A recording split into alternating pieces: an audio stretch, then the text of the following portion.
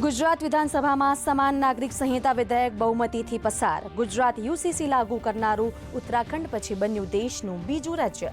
લગ્ન, છૂટાછેડા, વારસાગત મિલકત અને દત્તક લેવા જેવા મુદ્દાઓ માટે કાયદાકીય માળખું આવશે અમલમાં.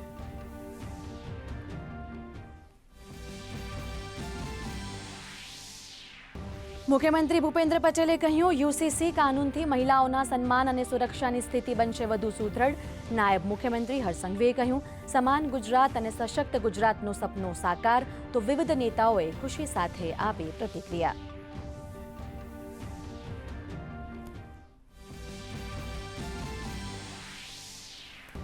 ગુજરાત વિધાનસભામાં બજેટ સત્રનો આજે અંતિમ દિવસ. પ્રશ્નોત્તરી બાદ અશાંતધારા સુધારા વિધેયક બિલ, સંગઠિત ગુના નિયંત્રણ સુધારા વિધેયક બિલ થશે રજૂ. સાથે ચિકિત્સા સંસ્થાનોના રજીસ્ટ્રેશન માટેનું સુધારા બિલ પણ થશે રજૂ.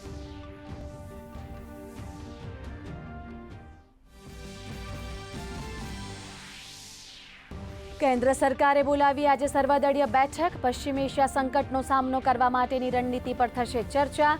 પ્રધાનમંત્રી નરેન્દ્ર મોદીએ કહ્યું, આ વિકટ પરિસ્થિતિમાં ટીમ ઇન્ડિયાની જેમ કરવું પડશે કામ.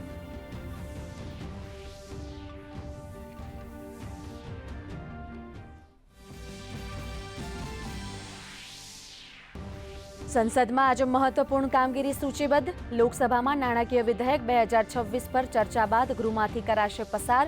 તો રાજ્યસભામાં ટ્રાન્સજેન્ડર સંરક્ષણ બિલ અને સીએપીએફ વિધેયક પર થશે ચર્ચા.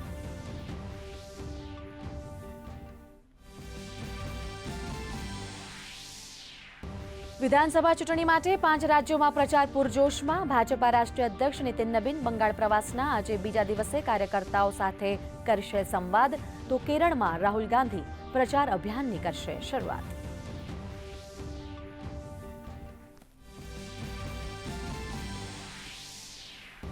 ડોનાલ્ડ ટ્રમ્પના સમજૂતી દાવા વચ્ચે ઈરાને ઇઝરાયેલ ઉપર કર્યા ફરી હુમલાઓ. અમેરિકા ઈરાન સામે સંઘર્ષ સમાપ્ત કરવા માટે રાખ્યો 15 માંગણીવાળો પ્રસ્તાવ. તો ઈરાને સીધી વાતચીત માટે પાડી ના.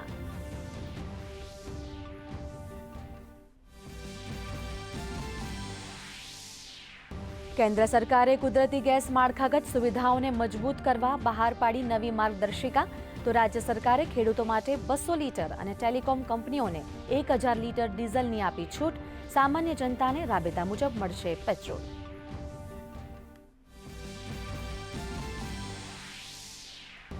ભારતીય શેર બજારમાં સતત બીજા દિવસે તેજીનો માહોલ યથાવત. સેન્સેક્સ 1300 આંક જ્યારે નિફ્ટી 400 આંકના વધારા સાથે કરી રહ્યા છે કારોબાર. સોના ચાંદીના ભાવમાં પણ ઉછાળો. સોનું 5000 તો ચાંદીમાં 13000નો નોંધાયો વધારો.